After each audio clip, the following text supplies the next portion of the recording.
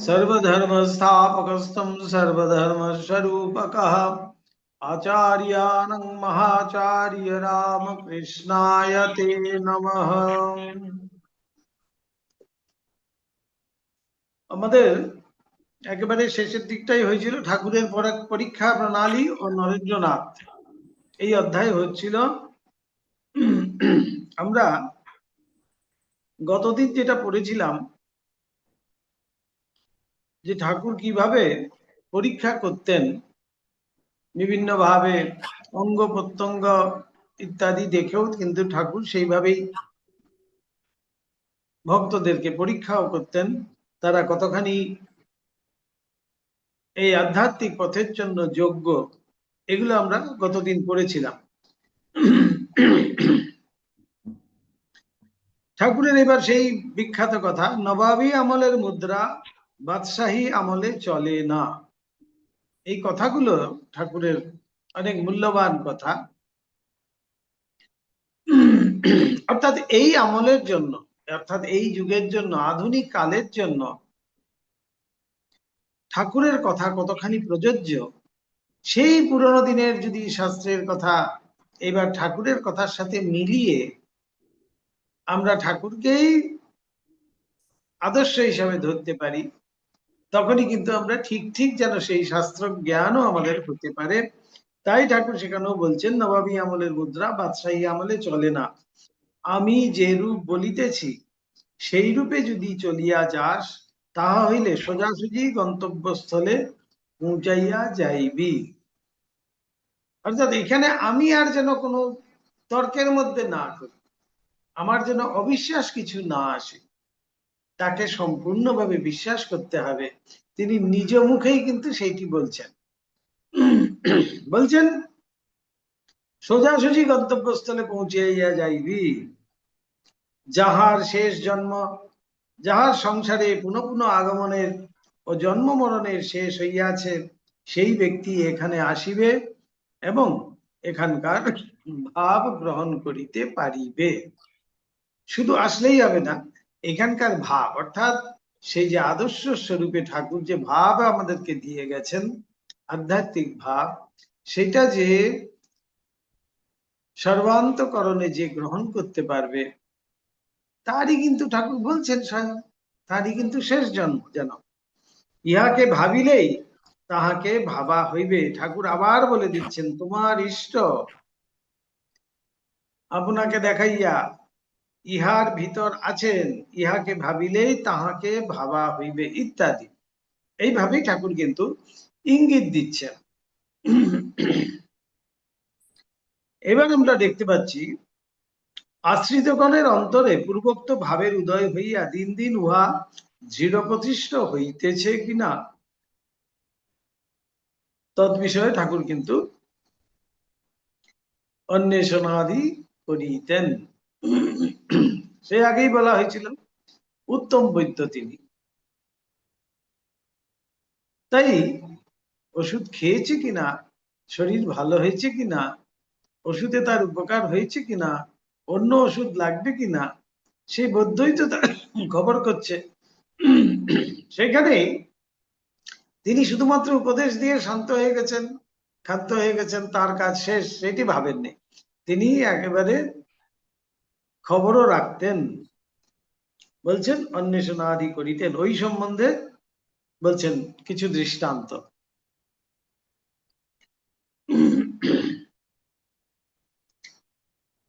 এই ঠাকুরের পুণ্য দর্শন হইতু কি কৃপা লাভ করিবার যাহাদের সৌভাগ্য হইয়াছিল, তাহারা প্রত্যেকেই বিদিত আছেন।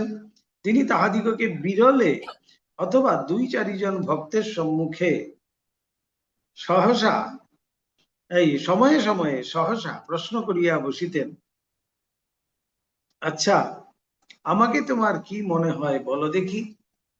যাদেরকেই ঠাকুর আপন করতেন, ঠাকুর একটু বুঝতে পাচ্ছেন তার ভিতরে একটু ত্যাগ, বৈরাগ্য আদি এসব রয়েছে, তাকেই কিন্তু ঠাকুর এইটি প্রশ্ন করতেন যে ঠাকুরের উদ্দেশ্য কি, তাকে ঠিক ঠিক চিনতে পারছে তো। এই জন্যই তিনি যেন আগ্রহ দেখাতেন এবং সেই প্রশ্ন করতেন তোমাকে আমার কি মনে হয় বলো দেখি। সেখানেই কিন্তু কতজন কত রকম করে বলছেন, কেউ বলছেন মহাপুরুষ, কেউ বলছেন সিদ্ধ পুরুষ, কেউ বলছেন ঈশ্বরাবতার, কেহ বলছেন স্বয়ং শ্রী চৈতন্য, কেহ সাক্ষাৎ শিব, কেহ ভগবান ইত্যাদি। এভাবে বিভিন্ন জনে কিন্তু বিভিন্ন ভাবে তাদের সেই মনোগত সেই প্রশ্নের উত্তর দিয়েছেন।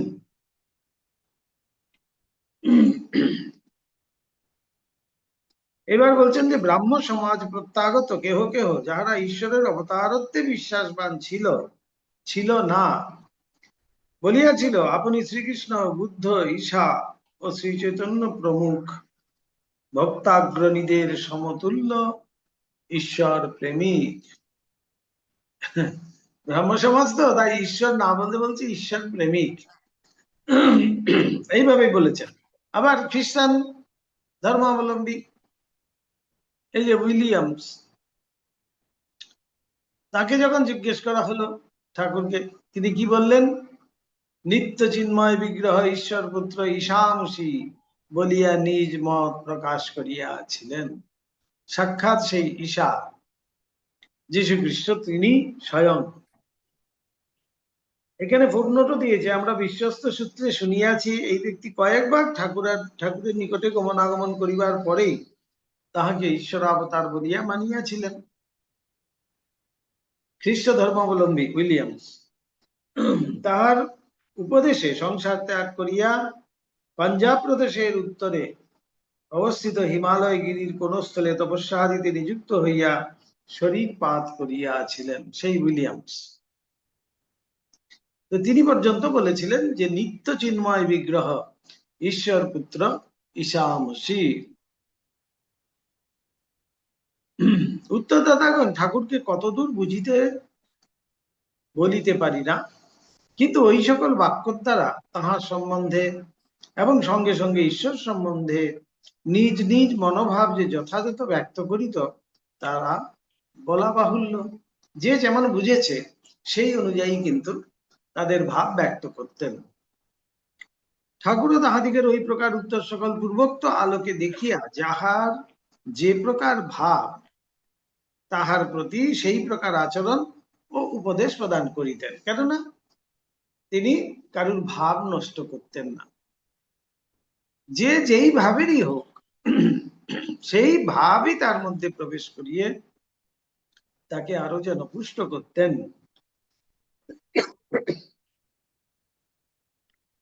সেইখানেই সবসময় তিনি যেন সহায়তা করতেন। তবে উত্তরদাতা তাহার প্রশ্নে আপন অন্তরের ধারণা প্রকাশ করিতেছে অথবা অপরের দ্বারা প্রণোদিত হইয়া কথা বলিতেছে, সেদিকে কিন্তু ঠাকুর খুব খেয়াল রাখতেন, যে অপর কেউ বলে দিচ্ছে, অপরের দ্বারা প্রভাবিত হয়ে সেই কথা বলছে, সেটা যেন ঠাকুর খুব কিন্তু খেয়াল রাখতেন। এখানে পুণ্যের কথা আসছে। তখন ঠাকুরের কাছে তিনি আসছেন খুবই বালক অবস্থা।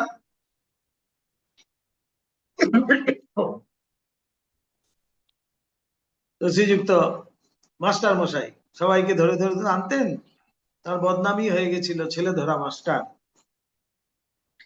সেইভাবে দক্ষিণেশ্বরে ঠাকুরের কাছে নিয়ে আসতেন তেজচন্দ্র, নারায়ণ, হরিপদ, বিনোদ, নরেন, প্রমথ প্রভৃতি বাগবাজার অঞ্চলের অনেকগুলি বালককে তিনি একে একে ঠাকুরের আশ্রয়ে লইয়া আসিয়াছিলেন। সেইভাবে কিন্তু পূর্ণও এসছিলেন। পূর্ণকে দেখেই কিন্তু ঠাকুর খুব প্রীতি লাভ করেছিলেন এবং পূর্ণকে খুব তিনি ভালোবাসতেন। এবং ঠাকুর এককালে বলেওছেন যে পূর্ণের আগমনেই এই যে সাত্ত্বিক সব ছেলেরা আসা, সেই জন্য পূর্ণতা প্রাপ্তি হয়েছে। এখানে আসিয়া ধর্ম লাভ করিবে বলিয়া যাহাদিগকে বহু পূর্বে দেখিয়াছিলাম, পূর্ণের আগমনে সেই থাকের ভক্ত সকলের আগমন পূর্ণ হইল। অতঃপর ঐরূপ আর কেহ এখানে আসিবে না। সেই রকম উচ্চ আধারে যুক্ত সেই রকম আর কেউ নেই। সেই পূর্ণকেই তিনি একবার প্রশ্ন করলেন, আমাকে তোর কি মনে হয় বল দেখি। ভক্তি গদ গদ হৃদয়ে অপূর্ব প্রেরণায় অবশ্যইয়া পূর্ণ উহাতে বলিয়া উঠিয়েছিল, আপনি ভগবান, সাক্ষাৎ ঈশ্বর। ওইটুকুন বালক সে কিভাবে ঠাকুরের সম্বন্ধে এত বিশ্বাস কিভাবে বুঝেছিলেন, সেখানেই বলছেন যে যারা ঠাকুরকে সেই অবতার বলে মেনেছে, ঈশ্বর বলে মেনেছে, তাদের সেই পূর্ব পূর্ব জন্মার্জিত পুণ্যফলের দ্বারাই যেন ঠাকুরের সঙ্গ লাভ করেছে এবং ঠাকুরকে চিনতে পেরেছে। তাই এখানেই বলা হয়েছে, দেখুন, বালক পূর্ণ দর্শন মাত্রই যে তাহাকে সর্বোচ্চ আধ্যাত্মিক আদর্শ রূপে গ্রহণ করিতে পারিয়াছে, এ কথা জানিয়া ঠাকুরের সেই দিন খুব বিস্ময় আনন্দের অবধি ছিল না। তিনি উহাকে সর্বান্তকরণে আশীর্বাদ পূর্বক শক্তিভূত মন্ত্র সহিত সাধন রহস্যের উপদেশ করিয়াছিলেন। পরে দক্ষিণেশ্বরে প্রত্যাগমন পূর্বক আমাদিগকে বারংবার বলিয়াছিলেন, আচ্ছা, পূর্ণ ছেলে মানুষ, বুদ্ধি পরিপক্ক হয় নাই, সে কেমন করিয়া ওই কথা বুঝিল বলো দেখি। ঠাকুর যেন আশ্চর্য হয়ে গেছেন, ওইটুকুন একটি বালক ছোট্ট, সে পর্যন্ত ঠাকুরকে বলছেন আপনি সাক্ষাৎ ভগবান, সাক্ষাৎ ঈশ্বর, এই কথা বলছেন। তাই ঠাকুর যেন আশ্চর্য হয়ে গেছেন। তাই এখানে বলছেন, আরো কেহ কেহ দিব্য সংস্কারের প্রেরণায় পূর্ণের মতো ওই প্রশ্নের ঐরূপ উত্তর দিয়াছে, উহা নিশ্চয় পূর্বজন্মকৃত সংস্কার। এই পূর্বজন্মার্জিত যদি সংস্কার না হয়, তাহলে আমরাই বা ঠাকুরের কাছে আসবো কেন? সেখানেও ভাবতে হবে, আমরাও কিন্তু সেই সৌভাগ্যশালী, সেই সৌভাগ্যশালী আমরাও, না হলে আমরাই বা অনেক অনেক জন্মের সেই পুণ্য নিশ্চয়ই করেছিলাম, তাই তো ঠাকুরের প্রতি একটা আকর্ষণ হয়েছে, ঠাকুরের কাছে এসে আমরা জুটেছি, ঠাকুরের নাম নিতে ইচ্ছা করছে, ঠাকুরকে জানতে ইচ্ছা করছে, তাকে দেখতে ইচ্ছা করছি। এটা না হলে তো আমরা এখানে কেন এসে বসে ক্লাস করব? এমনি এমনি কেউ শুধুমাত্র জ্ঞান অর্জনের জন্য সেই ক্লাস তো নয়, বা একটা কিছু ডিগ্রি পাবো বলে, বা ইউনিভার্সিটির থেকে একটা সেই 4 জুলাই একটা সার্টিফিকেট পাবো বলে, তাই জন্য কি? তা তো নয়। আমরা সত্যিকারেরই ঠাকুরকে ভালোবেসেই কিন্তু এসেছি সবাই, ঠাকুরকে আরেকটু যেন বিশদ ভাবে জানতে চাই। জানার তো আর শেষ নাই, তার সম্বন্ধে জানতে আমরা পারিও না, তিনি কৃপা না করলে। তাই যতটুকু পারা যায় এই শাস্ত্র ইত্যাদির সাহায্যে আমরা তাকে জানতে চাইছি, বুঝতে চাইছি, একটু হলেও আমাদের সেই আকর্ষণ যেন কাজ করছে। তাহলে সেটাও কিন্তু পূর্বজন্মার্জিত পুণ্য ফল, নাহলে কেনই বা আসবো? তাই বলছেন এটা পূর্বজন্মকৃত সংস্কার। ইহাদিগের শুদ্ধ সাত্ত্বিক অন্তরে সত্যের ছবি স্বভাবত পূর্ণ পরিস্ফুট হইয়া উঠে। নিশ্চয়ই, সেই জন্যই তো তারা এসে ঠাকুরের আদর্শকে আদর্শ স্বরূপে গ্রহণ করছে। তারপরে পুণ্যের কথা বলা হয় যে ঘটনাচক্রে সে দ্বার পরিগ্রহ করতে হয়, সংসার আদি করেছিল ঠিকই,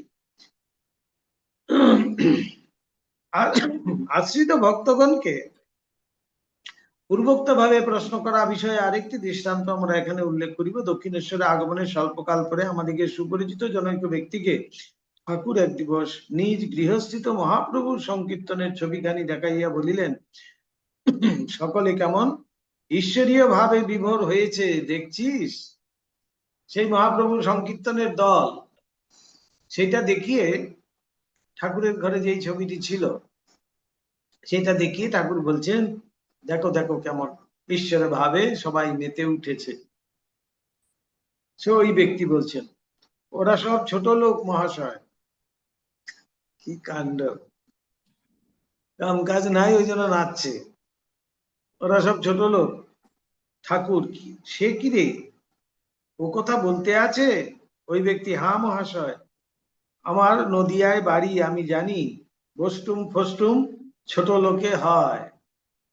ঠাকুর, তোর নদিয়ায় বাড়ি, তবে তোকে আর একটা প্রণাম।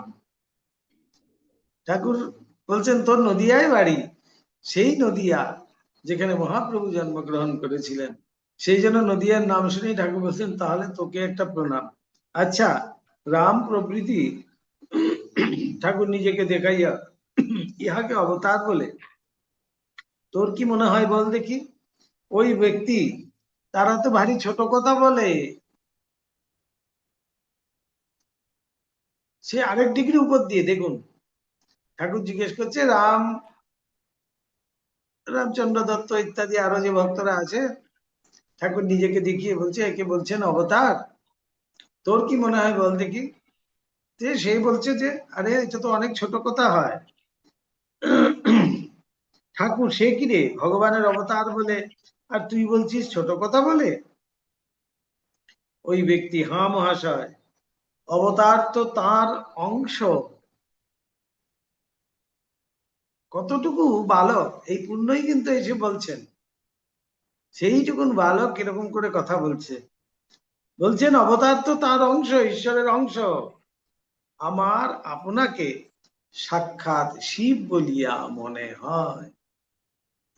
এই যে দৃঢ় নিশ্চয় করা, আমি যাকে আদর্শ হিসাবে গ্রহণ করেছি তাকে যে ঠিক ঠিক চেনা, তাকে যে ঠিক ঠিক সর্বান্তকরণে মেনে নেওয়া, ধরা, এটাই হলো গিয়ে আমাদের কাছে শিক্ষণীয়। এমন বিশ্বাস যদি, অটুট বিশ্বাস যদি না থাকে, আস্থা যদি না থাকে, তাহলে সেই ভাব গ্রহণও কিন্তু সম্ভব হয় না। এত সুন্দর বলছে যে অবতার বলে, তাহলে তো অনেক ছোট কথা বলে। অবতার তো অংশ। আমি তো আপনাকে সাক্ষাৎ ভগবান ভাবি, সাক্ষাৎ শিব রূপে দেখি। ঠাকুর তখন বলছেন বলিস কি রে? ঠাকুর ভাবছেন যে বাবা কি না কি বলে ফেলবে। ঠাকুর বলছেন সে কি রে, সে অবতার বলছে, তাহলে কি ছোট কথা হলো? ওই ব্যক্তি, ওইরূপ মনে হয়, তা কি করব বলুন? সে সোজাসুজি কিন্তু বলছে আপনার সম্বন্ধে আমার এই ধারণা, আমার মনে হয়, তাই আমি বলছি। আপনি শিবের ধ্যান করিতে বলিয়াছেন, কিন্তু নিত্য চেষ্টা করিলেও উহা কিছুতেই করিতে পারি না। ধ্যান করিতে বসিলেই আপনার প্রসন্ন মুখখানি সম্মুখে জল জল করিতে থাকে, উহাকে সরাইয়া শিবকে কিছুতেই মনে আনিতে পারি না, ইচ্ছাও হয় না। সুতরাং আপনাকে শিব বলিয়া ভাবি। এই আমাদের যে ঠাকুরের মন্ত্রের মধ্যে আছে, সর্বদেব দেবী স্বরূপায় শ্রীরামকৃষ্ণায় তে নমঃ। আমরা শিবকে নাই বা ভাবলাম, বিষ্ণুকে নাই বা ভাবলাম, মা কালীকে নাই বা ভাবলাম, শীতলাকে নাই বা ভাবলাম, মনসাকে নাই বা ভাবলাম, যদি ঠাকুরকে ভাবতে পারি তাহলে সবার ধ্যান হয়ে গেল। সমস্ত দেব দেবী যেন সেইখানে সমাহিত রয়েছে, তারই স্বরূপ তিনি শ্রীরাম কৃষ্ণ।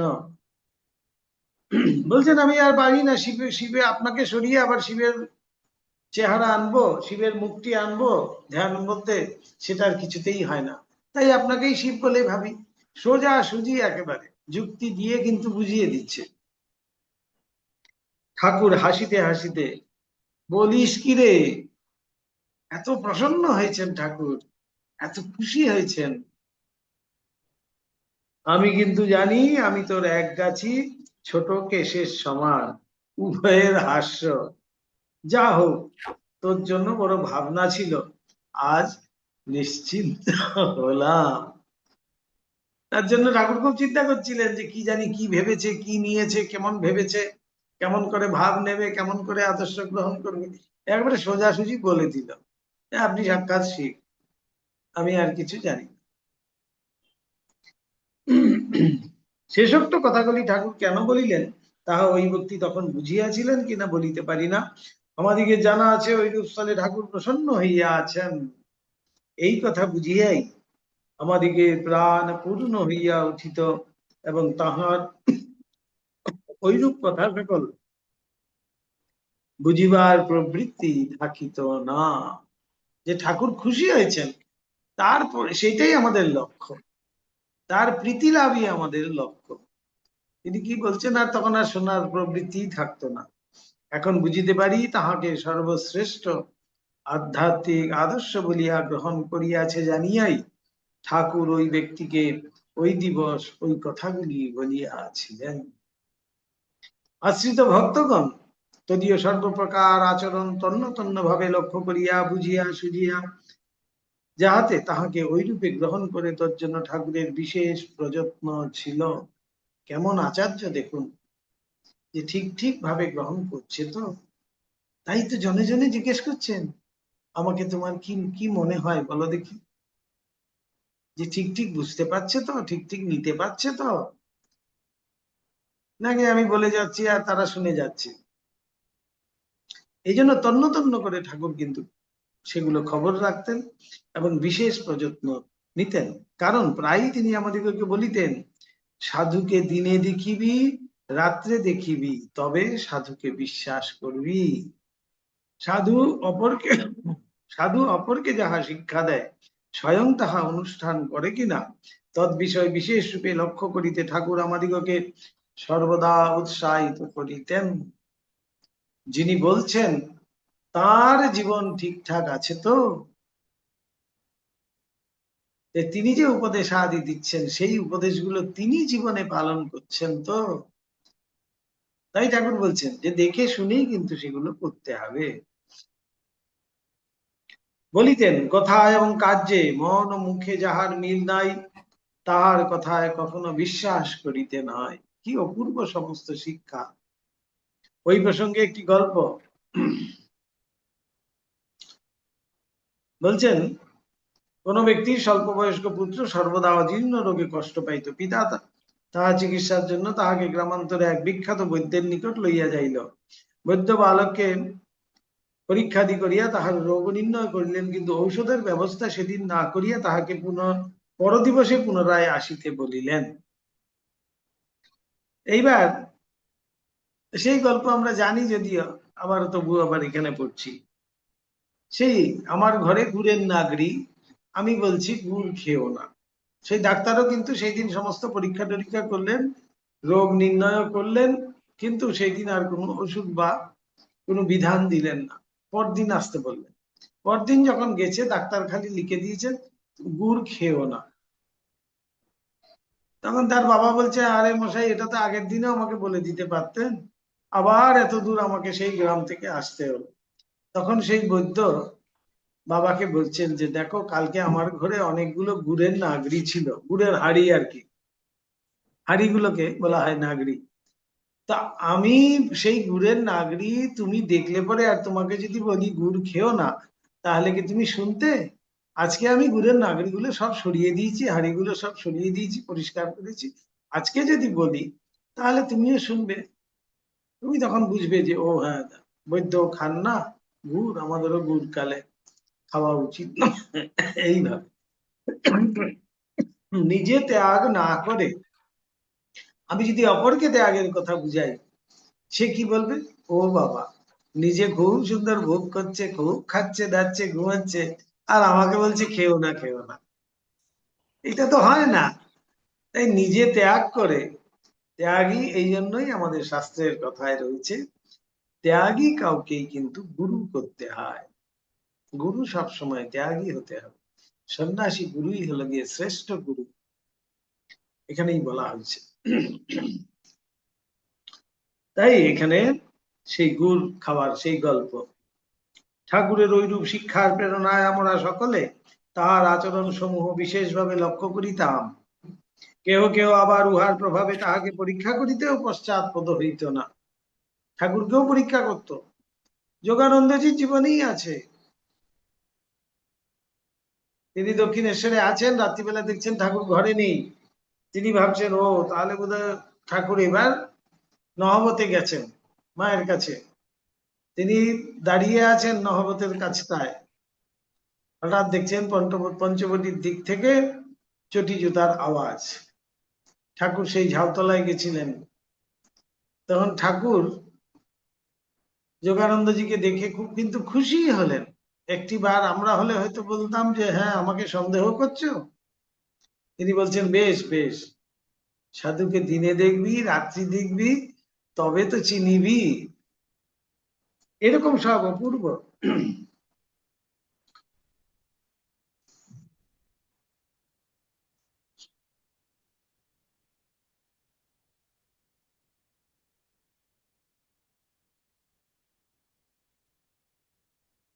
এই যোগীন্দ্রের কথায়, আমরা যোগানন্দজির কথায় এইটি বললাম। যোগানন্দজিও কিন্তু সেইভাবে ঠাকুরকে নিজেও কিন্তু পরীক্ষা করছেন।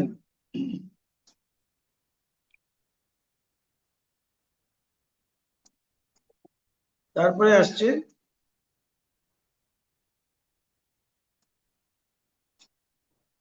গুরুপদে, যোগীন্দ্রের গুরুপদে সমস্ত অর্পণ, আত্মসমর্পণ। গুরুপদে পরের পাতায় দেখুন 103-এ, গুরুপদে সর্বতভাবে আত্মোৎসর্গ করিয়া প্রথমে তাহার এবং তাহার অন্তর্ধানে শ্রী শ্রী মাতা ঠাকুরানীর সেবাতে প্রাণপাত করিয়া স্বামী যোগানন্দ পরজীবনে পূর্বোক্ত অপরাধের সম্যক প্রায়শ্চিত্ত করিয়াছিলেন। তার ন্যায় তীব্র বৈরাগ্য সম্পন্ন জ্ঞান ও ভক্তি সমভাবে অধিকারী সমাধিমান যোগী পুরুষ শ্রী শ্রী রামকৃষ্ণ সন্ন্যাসী সঙ্গে বিরল দেখিতে পাওয়া যায়। 1899 খ্রিস্টাব্দের প্রারম্ভে তিনি দেহ রক্ষা করিয়া পরমপদে মিলিত হইয়াছিলেন। দক্ষিণেশ্বর আগমনের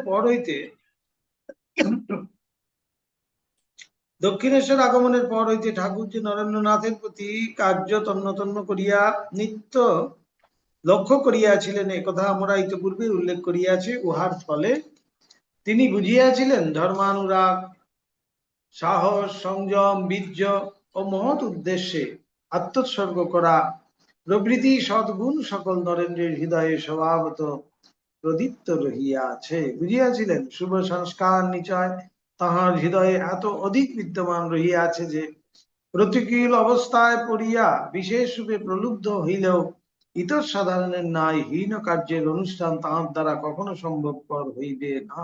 এতটাই স্ট্রং মেন্টালিটি ছিলেন নরেন্দ্র, এইটি ঠাকুর বুঝতে পেরেছিলেন। কোন প্রলোভনের মধ্যেও তিনি পড়বেন না কখনো, ঠাকুর সেটি বুঝেছিলেন। আর সত্যনিষ্ঠা নরেন্দ্রের কঠোর সত্য পালন দেখিয়া তিনি যে কেবল তাহার সকল কথায় বিশ্বাস করিতেন তাহাই নহে, কিন্তু তাহার প্রাণে দৃঢ় ধারণা হইয়াছিল শীঘ্রই তাহার এমন অবস্থা উপস্থিত হইবে যখন সত্য ভিন্ন মিথ্যা বাক্য প্রমাদ কালেও তাহার মুখ দিয়া নির্গত হইবে না। যখন তাহার মনের যদৃচ্ছা উত্থিত সংকল্প সকল সর্বদা সত্যে পরিণত হইবে, সেজন্য তিনি তাহাকে ওই বিষয়ে সর্বদা উৎসাহ প্রদান পূর্বক বলিতেন, যে কায় মনোবাক্যে সত্যকে ধরিয়া থাকে সে সত্যস্বরূপ ঈশ্বরের দর্শন লাভে ধন্য হয়। তাই ঠাকুর বলছেন, কলিতে একমাত্র সত্যানুরাগী যে সত্যকে ধরে আছে সেই জয়ী হবে। 12 বৎসর কায় মনোবাক্যে সত্য পালন করিলে মানব সত্য সংকল্প হয়। ঠাকুর সেটাও বলে দিয়েছিলেন। 12 বৎসর মানেই হলো এক যুগ। সত্যনিষ্ঠার জন্য নরেন্দ্রনাথের উপর ঠাকুরের দৃঢ় বিশ্বাস সম্বন্ধে একটি রহস্যজনক ঘটনা আমাদিগের মনে উদয় হইয়াছে। রহস্যজনক ঘটনা কি ঘটনা দেখুন।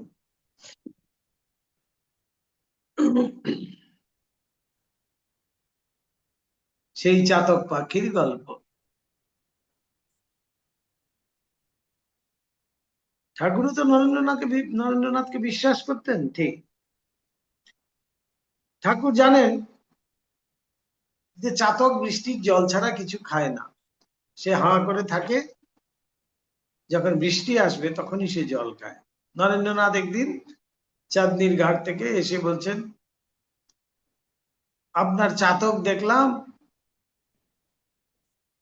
ঘাটেতে জল খাচ্ছে, গঙ্গার জল। ঠাকুর এবার ভীষণ চিন্তিত হয়ে গেছে, বলছে আচ্ছা আমি তো জানি এইটা। ঠাকুর চিন্তিত হয়ে আবার ছুটে ছুটে সেইখানে গেছেন, গিয়ে দেখে এসে ছুটে ছুটে আসছে, এসে আবার ঠাকুর কি বলছেন। ঠাকুর ব্যস্ত হইয়া দেখিতে আসিয়া বলিলেন, কই রে? নরেন্দ্র দেখাইয়া দিলে তিনি দেখিলেন একটি চামচিকা জল পান করিতেছে। চামচিকা আর চাতক নরেন্দ্রনাথ গুলিয়ে ফেলেছেন আর কি। জল পান করিতেছে এবং হাসিতে হাসিতে বলিলেন, ওটা চামচিকা যে। ওরে শালা, তুই চামচিকাকে চাতক জ্ঞান করিয়া আমাকে এতটা ভাবাইয়া আছিস, তোর সকল কথায় আর বিশ্বাস করিব না, বলে আর তোমার কথা আমি বিশ্বাস করছি না। কতখানি বিশ্বাস করতেন তাই ঠাকুরকে ভাবান্বিত করে দিয়েছে। তিনি ঠাকুর কিন্তু ছুটে ছুটে গেছেন সত্যি দেখতে। ভাবুন তাহলে, সম্মান, শিষ্টাচার, সৌন্দর্যানুভব প্রভৃতি ভাবসমূহের প্রেরণায় যতদূর কমল হওয়া সম্ভবপর, রমণীর সম্মুখে সাধারণ মানবের অন্তর অনেক সময় তদপেক্ষা অধিকতর মৃদু ভাব অবলম্বন করে। হৃদয়ের সুপ্রচ্ছন্ন সংস্কার বিশেষ উহাকে ঐরূপ করিয়া থাকে, এ কথা শাস্ত্রসম্মত। নরেন্দ্রনাথের হৃদয়ে ঐরূপ সংস্কার চিরকাল স্বল্প পরিলক্ষিত হইত।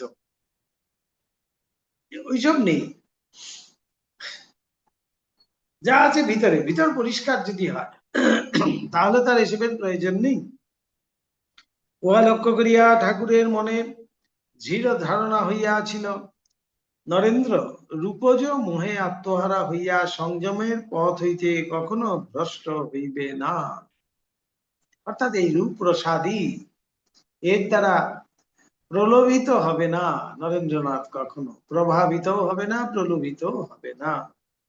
ঘন ঘন ভাব সমাধি হওয়ার জন্য আমাদিগের নিকটে এক সময়ে উচ্চ সম্মান প্রাপ্ত জনৈকের সহিত নরেন্দ্রনাথের পূর্বোক্ত বিষয়ে তুলনা করিয়া ঠাকুর এক দিবস বলিয়াছিলেন, রমণীগণের আদর যত্নে ওই ব্যক্তি যেন এককালে আত্মহারা হইয়া গড়াইয়া পড়ে, নরেন্দ্র কখনো ঐরূপ হয় না।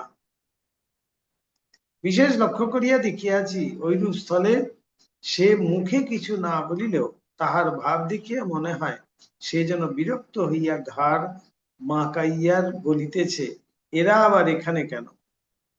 জ্ঞানের প্রকাশ এবং পুরুষোচিত ভাব সমূহ প্রবল থাকিলেও নরেন্দ্রনাথের ভিতরে কমলতা ও ভক্তিভাবের স্বল্পতা ছিল না। অত্যন্ত কমল ছিলেন। বাইরে হয়তো আমরা এরকম দৃঢ় ভাব দেখছি, অত্যন্ত কমল ছিলেন, ভক্তি ভাবে পুরো পূর্ণ ছিলেন।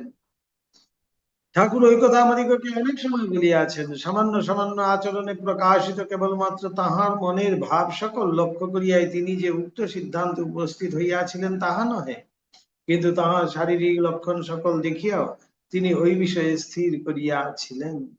আমাদের স্মরণ হয় একদিন নরেন্দ্রনাথের মুখশ্রী দেখিতে দেখিতে তিনি বলিয়াছিলেন, এইরূপ চক্ষু কি কখনো শুষ্ক জ্ঞানীর হইয়া থাকে? পদ্ম পলাশ নেত্র বলছেন, এমন সুন্দর নেত্র কখনো শুষ্ক জ্ঞানীর কি হয়? যে ভক্ত তারই কিন্তু হবে। জ্ঞানের সহিত রমণী সুলভ ভক্তির ভাব তোর ভিতরে বিলক্ষণ রহিয়াছে। কেবলমাত্র পুরুষোচিত ভাব সকল যাহার ভিতরে থাকে, তাহার স্তনের বোটার চারিদিকে ভেলার দাগ কালবর্ণ থাকে না। মহাবীর অর্জুনের ঐরূপ ছিল। পূর্বলিখিত চারি প্রকার সাধারণ উপায় ভিন্ন আমাদিগের জ্ঞাত অজ্ঞাত অন্য নানা প্রকারে ঠাকুর নরেন্দ্রনাথকে পরীক্ষা করিয়াছিলেন। তন্মধ্যে প্রধান দুই একটির কথা আমরা পাঠককে অতঃপর বলিব। আমরা ইতিপূর্বে বলিয়াছি, নরেন্দ্রনাথ দক্ষিণেশ্বরে আসিলে ঠাকুর তাহাকে লইয়াই ব্যস্ত হইতেন। তাহাকে দূরে দেখিবা মাত্র ঠাকুরের সম্পূর্ণ অন্তর যেন প্রবল বেগে শরীর হইতে নির্গত হইয়া তাহাকে প্রেমালিঙ্গনে আবদ্ধ করিত। ওই ন, পুরো বলতেও পারতেন না নরেন, পুরোটা বলতেও পারতেন না, ওই ন, এই ন, ওই ন, ওই ন বলিতে বলিতে আমরা কতদিন ঠাকুরকে ওইরূপ সমাধিস্থ হইয়া পড়িতে দেখিয়াছি তাহা বলা যায় না। এবার ঠাকুর নরেন্দ্রনাথকেও সেই পরীক্ষাও করছেন, সেই ঘটনা আমরাও জানি। একদিন ঠাকুর খুব উপেক্ষা করছেন, তাতে নরেন্দ্রনাথের কিন্তু যায় আসে না, কিছু নাই। তিনি যথারীতি আসছেন, ঠাকুরের সামনে বসছেন, ঠাকুরের কথা শুনছেন, আবার চলে যাচ্ছেন। তখন ঠাকুর নিজেই থাকতে না পেরে একদিন প্রশ্ন করলেন যে, আমি তোর সাথে কথাও বলি না, এই যে দেখুন মুখ ফিরাইয়া থাকে। ওইরূপে সমস্ত দিন অতিবাহিত হইয়া সন্ধ্যা উপস্থিত হইলেও ঠাকুরের ভাবান্তর না দেখিয়া নরেন্দ্র তাহাকে প্রণাম করিয়া কলিকাতায় গমন করিলেন। সপ্তাহকাল অতীত হইতে না হইতে নরেন্দ্রনাথ পুনরায় দক্ষিণেশ্বরে আগমন পূর্বক ঠাকুরকে তদবস্থ দেখিলেন। ঠাকুর কিন্তু ওইভাবে মুখ ফিরিয়ে রেখেছে, ঠাকুর সেসব পরীক্ষা করছেন। সেদিনও হাজরা মহাশয় অন্যান্য ব্যক্তির সহিত নানাবিধ আলাপে সমস্ত দিন অতিবাহিত করিয়া সন্ধ্যার প্রাক্কালে তিনি বাটিতে ফিরিয়া আসিলেন। ওইরূপে তৃতীয় এবং চতুর্থ দিবস দক্ষিণেশ্বরে উপস্থিত হইয়াও নরেন্দ্র ঠাকুরের কিছুমাত্র ভাবান্তর দেখিতে পাইলেন না।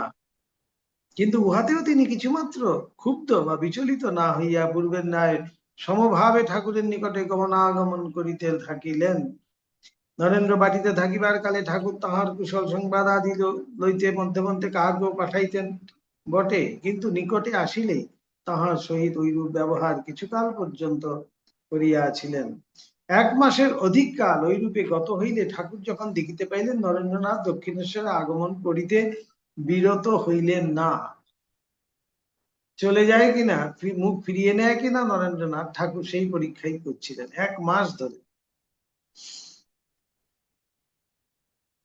তখন একদিন তাহাকে নিকটে ডাকাইয়া জিজ্ঞাসা করিলেন, আচ্ছা, আমি তো তোর সহিত একটা কথাও কহি না, তবু তুই এখানে কি করিতে আসিস বল দেখি।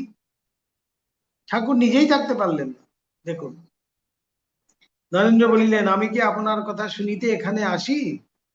তা নয়, আপনাকে ভালোবাসি, দেখিতে ইচ্ছা করে, তাই আসিয়া থাকি। ঠাকুর ওই কথায় বিশেষ প্রসন্ন হইয়া বলিলেন, আমি তোকে বীরে দেখছিলাম। বীরে দেখা মানে পরীক্ষা করা। বীরে দেখছিলাম, আদর যত্ন না পেলে তুই পালাস কিনা।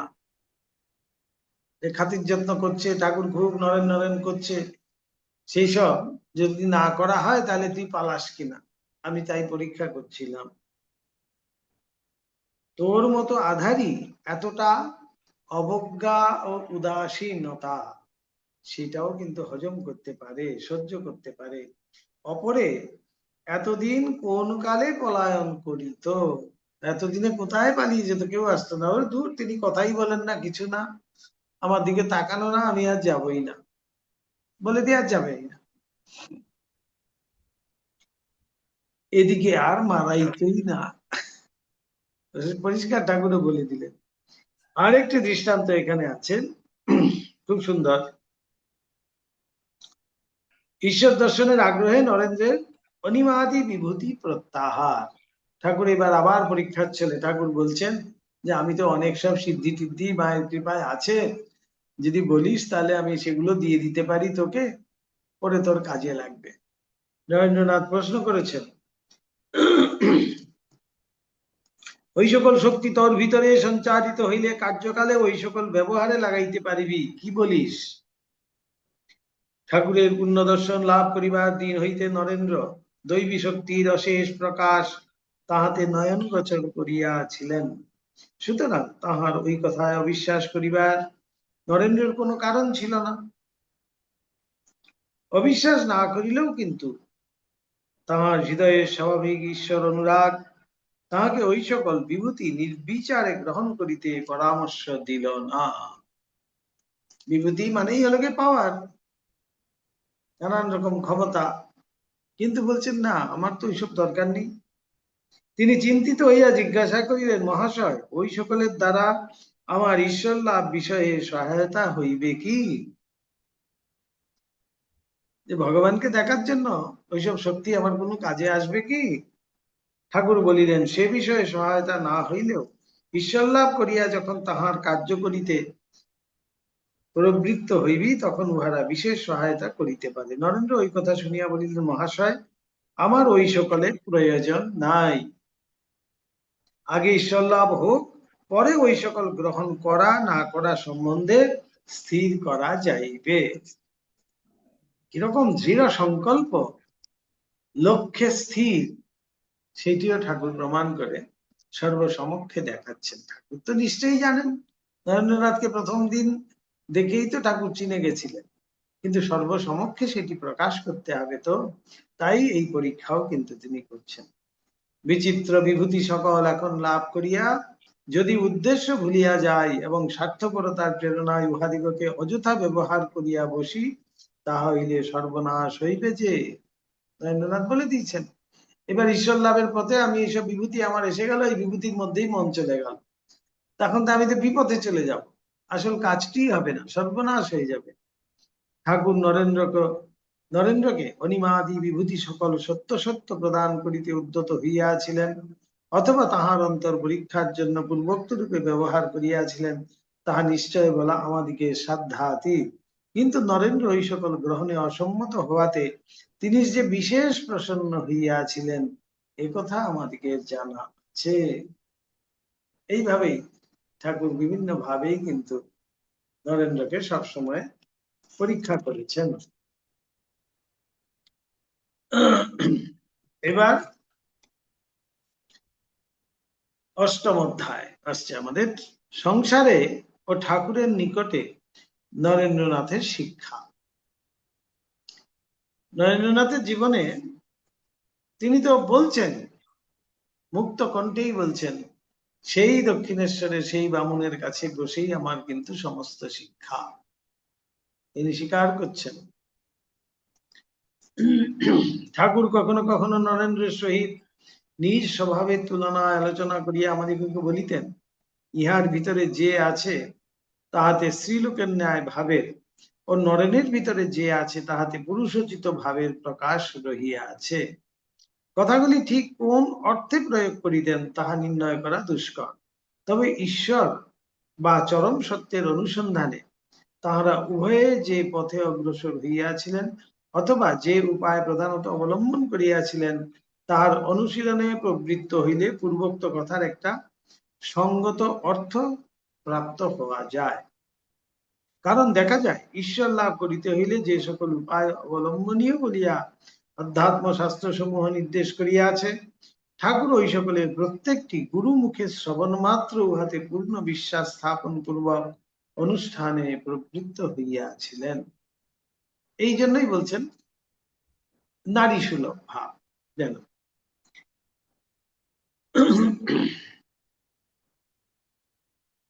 নরেন্দ্রনাথের আচরণ কিন্তু ঐরূপ স্থলে সম্পূর্ণ বিভিন্ন আকার ধারণ করিত। নরেন্দ্রনাথ আগে তর্ক করে খুব ভালো করে না বুঝে তিনি কিন্তু সেইটি নিতেন। নরেন্দ্র ঐসব স্থলে শাস্ত্র এবং গুরুবাক্যে ভ্রম প্রমাদের সম্ভাবনা আছে কিনা তৎবিষয় নির্ণয় করিতে নিজ বুদ্ধিবৃত্তিকে প্রথমেই নিযুক্ত করিতেন, এবং তর্ক যুক্তি সহায়ে উহাদিগের প্রতিষ্ঠা সম্ভবপর বিবেচনা করিবার পরে উহাদিগের অনুষ্ঠানে প্রবৃত্ত হইতেন। নিজে যাচাই করে বুদ্ধির দ্বারা বিচার করে যদি বুঝতেন হ্যাঁ এটা ঠিক গ্রহণীয়, তখনই কিন্তু সেটি তিনি গ্রহণ করতেন।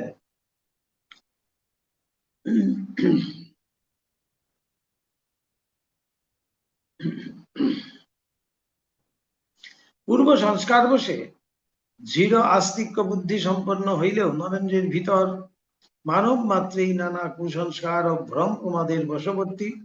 অতএব কারও কোনো কথা নির্বিচারে গ্রহণ করিব কেন, এইরূপ একটা ভাব আজীবন দেখিতে পাওয়া যায়, যে সে বলছে বলেই আমাকে মানতে হবে, কেন সেটা।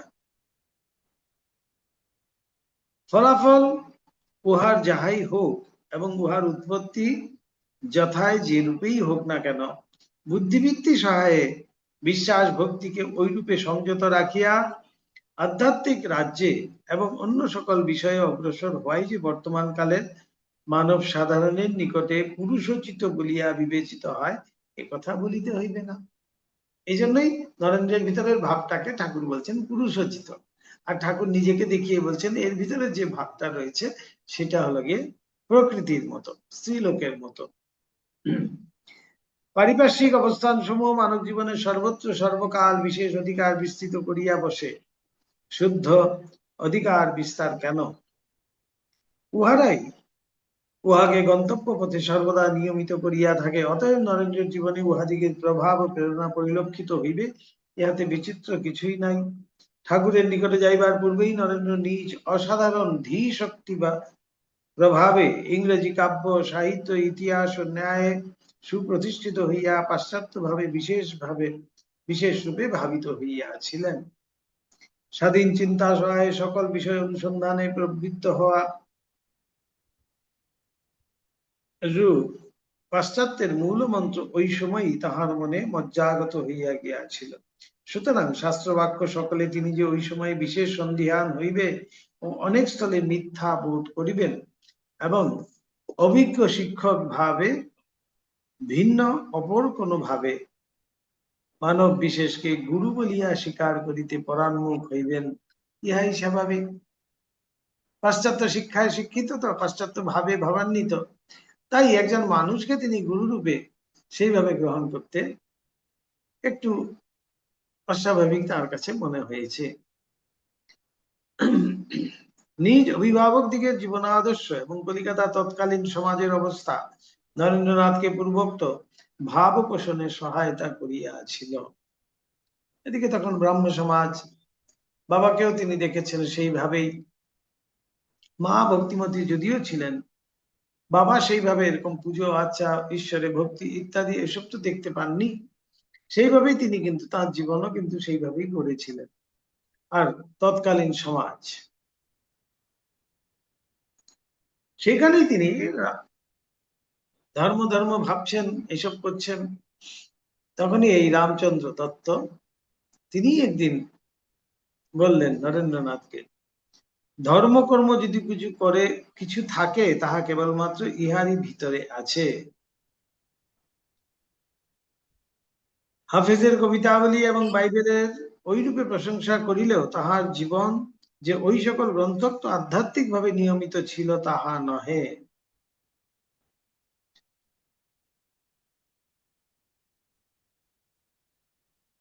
ও আচ্ছা, বাইবেল সম্বন্ধে সেই কথা হয়েছিল।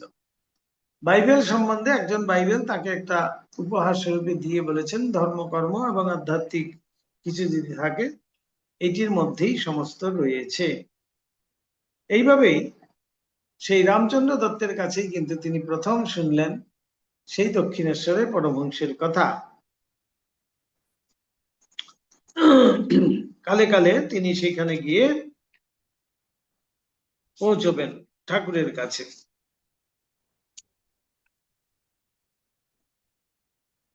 এবার আসছে দেখুন, পাশ্চাত্য দর্শন ও বিজ্ঞান সহায় নরেন্দ্র স্পষ্ট হৃদয়ঙ্গম করিয়াছিলেন ইন্দ্রিয় ও মস্তিষ্কের আক্ষেপ বা উত্তেজনা মানব মনে প্রতি মুহূর্তে নানা বিকার আনয়ন পূর্বক তাহাতে সুখ দুঃখাদি জ্ঞানের প্রকাশ উপস্থিত করিতেছে। ওই সকল মানসিক বিকারই মানব দেশ কালাদি সহায়ে সাক্ষাৎ সম্বন্ধে অনুভব করিতেছে, কিন্তু বহির্জগৎ ও তদ অন্তর্গত যে সকল বস্তু পূর্বোক্ত উত্তেজনা ও বিকার সমূহ তাহার ভিতর উপস্থিত করিতেছে তাহাদিগের যথার্থ স্বরূপ চিরকাল তাহার নিকটে অজ্ঞেয় হইয়া রহিয়াছে।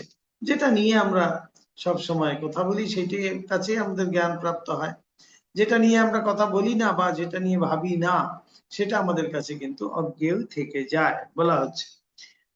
সেখানেও দেখা যাইতে যে কোনো এক অপূর্ব বস্তু নিজ শক্তি সহায় মনে অহং জ্ঞান নানা ভাবে উদয় করিলেও তাহার স্বরূপ দেশ কালের বাহিরে অবস্থান করায় মানব উহাকে ধরিতে বুঝিতে পারিতেছে না।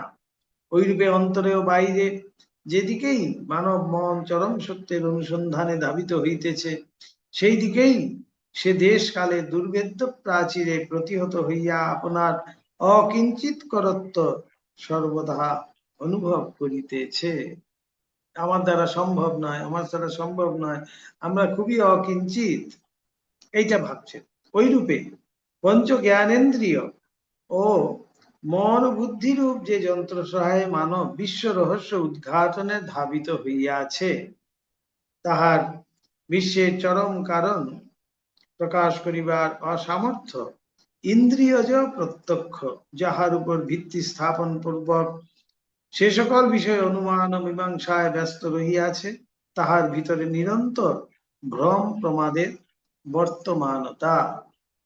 শরীর ভিন্ন আত্মার পৃথক অস্তিত্ব আছে কি না তদ বিষয় নিরাকরণে পাশ্চাত্য পণ্ডিতকুলের সকল চেষ্টার বিফলতা প্রভৃতি নানা বিষয় নরেন্দ্রনাথ জানিতে পারিয়াছিলেন। কারণ আমাদের যে জ্ঞান আহরণ সেই সমস্তই কিন্তু ইন্দ্রিয়জ, কিন্তু আধ্যাত্মিক জ্ঞান আহরণের বলা হচ্ছে সবই কিন্তু অন্তরের। এই বহিরিন্দ্রিয়ের দ্বারা কিন্তু এই আধ্যাত্মিক জ্ঞান লাভ করা যায়, অন্তর ইন্দ্রিয় দিয়েই কিন্তু এই আধ্যাত্মিক জ্ঞান লাভ করা যায়। কিন্তু আমাদের বিজ্ঞান কি বলছেন, যে ইন্দ্রিয়জ, আমি চোখে দেখছি না, আমি কানে শুনছি না, আমি হাত দিয়ে স্পর্শ করতে পারছি না, তার মানে সেখানে কিছু নেই। কিন্তু ওই ওই পর্যন্ততে গিয়েই কিন্তু বিজ্ঞান শেষ করে দিচ্ছে।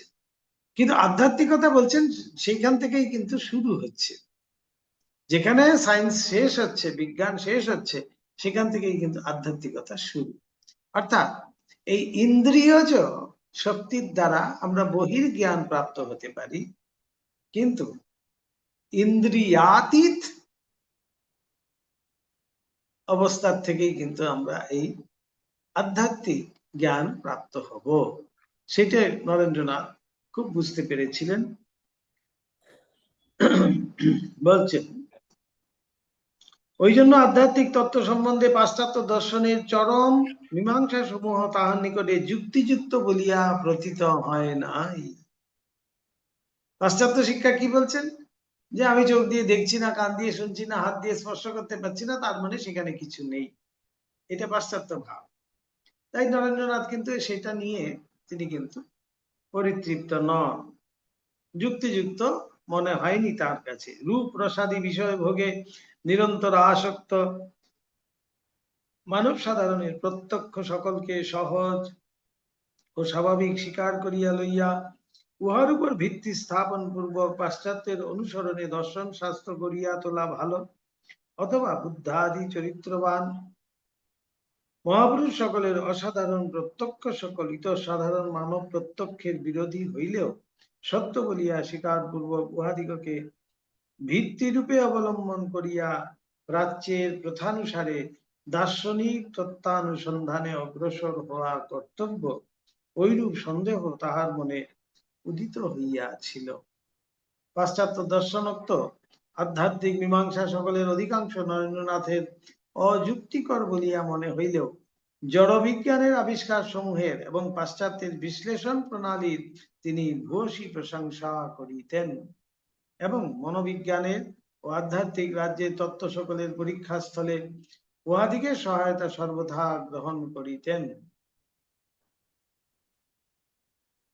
ঠাকুরের জীবনের অসাধারণ প্রত্যক্ষ সমূহ তিনি উহাদিগের সহায় বিশ্লেষণ করিয়া বুঝিতে এখন হইতে সর্বদা সচেষ্ট থাকিতেন, এবং ঐরূপ পরীক্ষায় যে সকল তত্ত্ব প্রতিষ্ঠিত হইত সেই সকলকে সত্য বলিয়া গ্রহণ পূর্বক নির্ভয়ে তাহাদিগের অনুষ্ঠান করিতেন।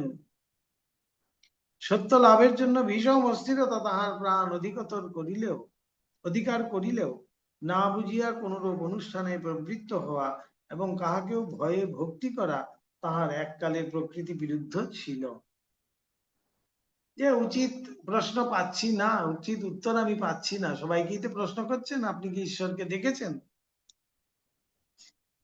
যুক্তিযুক্ত ঠিকঠাক উত্তর তিনি পাচ্ছেন না, তা বলে যে অন্য কাউকে ভয়ে বা কিছু পাচ্ছি না বলে আমি অন্য কাউকে গ্রহণ করে নেব, সেটা কিন্তু তিনি কখনো করেননি। এইভাবেই কিন্তু তিনি ঠাকুরের কথা তিনি শুনতে পেলেন এবং ঠাকুরের কাছে গিয়ে হাজির হলেন। ঠাকুরও তাহাকে জিজ্ঞাসা করিয়াছিলেন, সাহেবদের মধ্যে কেউ গীতা সম্বন্ধে ঐরূপ মত প্রকাশ করিয়াছে বলিয়া সে ঐরূপ করে নাই তো? পাশ্চাত্য শিক্ষার প্রভাবে অন্তরে বিশেষ ভাব পরিবর্তনের পূর্বেই নরেন্দ্রনাথ ঠাকুরের পূর্ণ দর্শন লাভ পূর্বক কতকগুলি অসাধারণ প্রত্যক্ষের অধিকারী হইয়াছিলেন। ওই সকলের কথা আমরা ইতিপূর্বেই পাঠককে বলিয়াছি। এবার বলছেন নরেন্দ্রের আস্তিক্য বুদ্ধির কথা। আস্তিক্য বুদ্ধিকে সুদৃঢ় রাখিতে উহারা এখন বিশেষ সহায়তা করিয়াছিল বলিয়া বুঝিতে পারা যায়, নতুবা পাশ্চাত্যের ভাব ও মতবাদ জগৎ কারণ ঈশ্বরকে অজ্ঞেয় প্রমাণ করিয়া তাহাকে কত দূরে কোথায় লইয়া যাইত তাহা নির্ণয় করা দুষ্কর। স্বাভাবিক পূর্ণ সংস্কার বসে তাহার আস্তিক্য বুদ্ধির উহাতে এককালে লোভ সাধন না হইলেও উহা ভীষণ বিপর্যস্ত হইত বলিয়াই বোধ হইয়া থাকে। কিন্তু তাহা হইবার নহে, নরেন্দ্রের দেব রক্ষিত জীবন বিশেষ কার্য সম্পন্ন করিতেই সংসারে উপস্থিত, অতএব ঐরূপ হইবে কেন? দেবকৃপায় তিনি যাহার আশ্রয় লাভ করিয়াছিলেন সেই সদ্গুরুই তাহাকে বারংবার বলিয়াছিলেন, মানবের সকরুণ প্রার্থনা ঈশ্বর সর্বদা শ্রবণ করিয়া থাকেন এবং তোমাতে আমাতে যেভাবে বসিয়া কথোপকথন করিতেছি ইহা অপেক্ষা স্পষ্টতর ভাবে তাহাকে দেখিতে, তাহার বাণী শ্রবণ করিতে ও তাহাকে স্পর্শ করিতে পারা যায়। এই প্রথম ঠাকুরের মুখ থেকে তিনি ঠিক ঠিক উত্তর পেলেন। এবার নরেন্দ্রের সাধনা।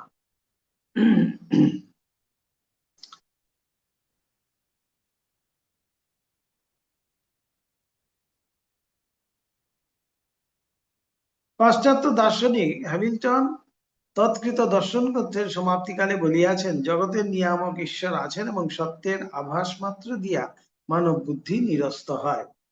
ঈশ্বর কিং স্বরূপ এ বিষয় প্রকাশ করিতে তাহার সামর্থ্যে কুলায় না, সুতরাং দর্শন শাস্ত্রে ওইখানেই ইতি। এবং যেখানে দর্শনের ইতি সেখানেই আধ্যাত্মিকতার আরম্ভ। তাই বলছিলাম, যেখানেই এইসব বিজ্ঞান, এইসব বহির জ্ঞান যেখানেই ইতি করছে, এর বেশি আমরা কিছু বলতে পারবো না, সেখান থেকেই কিন্তু আধ্যাত্মিকতা শুরু হচ্ছে। তাই একমাত্র প্রথম তিনি ঠাকুরের কাছে শুনতে পেলেন যে হ্যাঁ, তাকে দেখা যায়, এই আমরা যেমন দুজনে বসে কথা বলছি তার সাথে সেইভাবে কথাও বলা যায়, তাকে স্পর্শও করা যায়।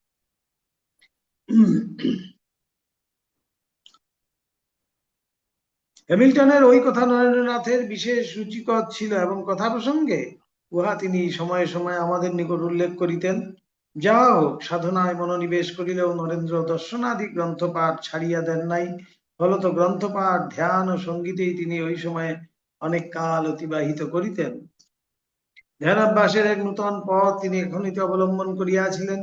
আমরা ইতিপূর্বে বলিয়াছি, সাকার ও নিরাকার যে রূপে ঈশ্বরকে ভাবি না কেন, মানবীয় ধর্ম ভূষিত করিয়া তাহাকে ভাবা ভিন্ন আমাদিগের গত্যন্তর নাই। ওই কথা হৃদয়ঙ্গম করিবার পূর্বে নরেন্দ্রনাথ ধ্যান করিবার কালে ব্রাহ্ম সমাযুক্ত পদ্ধতি নিরাকার সগুণ ব্রহ্মের চিন্তাতে মনকে নিযুক্ত রাখিতেন। এখানে লীলা প্রসঙ্গকার বলছেন, আমরা যেহেতু মানব সাধারণ, আমরা ভগবানকেও কিন্তু মানবাকৃতি ভেবেই কিন্তু ধ্যান করব, এটা খুব স্বাভাবিক। কিন্তু নরেন্দ্রনাথ যখন ধ্যান করছেন, সেখানে যেহেতু তিনি সেই ব্রাহ্ম সমাজে যাতায়াত করতেন, ব্রাহ্ম সমাজোক্ত নিরাকার ব্রহ্মের চিন্তনে তিনি মগ্ন হতেন।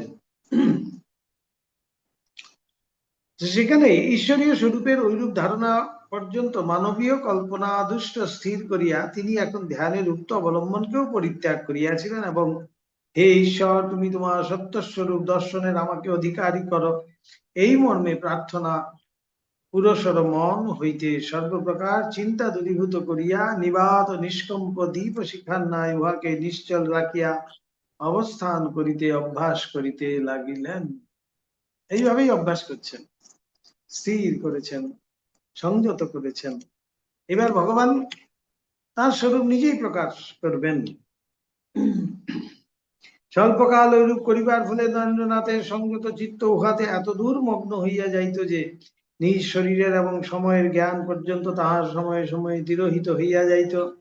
বাটির সকলে সুপ্ত হইবার পরে নিজ কক্ষে ধ্যানে বসিয়া তিনি ওইভাবে সমস্ত রজনী অনেক দিবস অতিবাহিত করিয়াছেন। ওইরূপে ধ্যানের ফলে একদা এক দিব্য দর্শন নরেন্দ্রনাথের উপস্থিত হইয়াছিল। প্রসঙ্গক্রমে নিম্নলিখিত ভাবে উহা বলছেন, অবলম্বন শূন্য করিয়া মনকে স্থির রাখিবার কালে অন্তরে একটা প্রশান্ত আনন্দের ধারা প্রবাহিত হইতে থাকিত। ধ্যান ভঙ্গের পরেও উহার প্রভাবে একটা নেশার ন্যায় ঝোঁক অনেকক্ষণ পর্যন্ত অনুভব করিতাম। তোর জন্য সহসা আসন ছাড়িয়া উঠিতে প্রবৃত্তি হইত না। ধ্যান অবসানে একদিন ওইভাবে বসিয়া থাকিবার কালে দেখিতে পাইলাম দিব্য জ্যোতিতে গৃহ পূর্ণ করিয়া এক অপূর্ব সন্ন্যাসী মূর্তি কোথা হইতে সহসা আগমন পূর্বক আমার সম্মুখে কিছু দূরে দণ্ডায়মান হইলেন। তাঁর অঙ্গে গৈরিক বসন, হস্তে কমণ্ডলু এবং মুখমণ্ডলে এমন স্থির প্রশান্ত ও সর্ব বিষয়ে উদাসীনতা প্রসূত একটা অন্তর্মুখী ভাব যে উহা আমাকে বিশেষ রূপে আকৃষ্ট করিয়া স্তম্ভিত করিয়া রাখিল। যেন কিছু বলিবার অভিপ্রায় আমার প্রতি দৃষ্টি নিবদ্ধ রাখিয়া তিনি ধীর পদক্ষেপে আমার দিকে অগ্রসর হইতে লাগিলেন। উহাতে ভয়ে সহসা এমন অভিভূত হইয়া পড়িলাম যে আর স্থির থাকিতে না পারিয়া আসন ত্যাগ পূর্বক দ্বার অর্গল মুক্ত করিলাম এবং দ্রুতপদে গৃহের বাহিরে চলিয়া আসিলাম। পরক্ষণেই মনে হইল, এত ভয় কিসের জন্য? সাহসে নির্ভর করিয়া সন্ন্যাসীর কথা শুনিবার জন্য পুনরায় গৃহ মধ্যে প্রবেশ করিলাম, কিন্তু অনেকক্ষণ অপেক্ষা করিয়া আর তাহাকে দেখিতে পাইলাম না। তখন বিষণ্ণ মনে ভাবিতে লাগিলাম, তাহার কথা না শুনিয়া পলায়ন করিবার দুর্বুদ্ধি আমার কেন আসিয়া উপস্থিত হইল। সন্ন্যাসী অনেক দেখিয়াছি, কিন্তু এমন অপূর্ব মুখের ভাব কাহারও কখনো নয়ন গোচর করি নাই।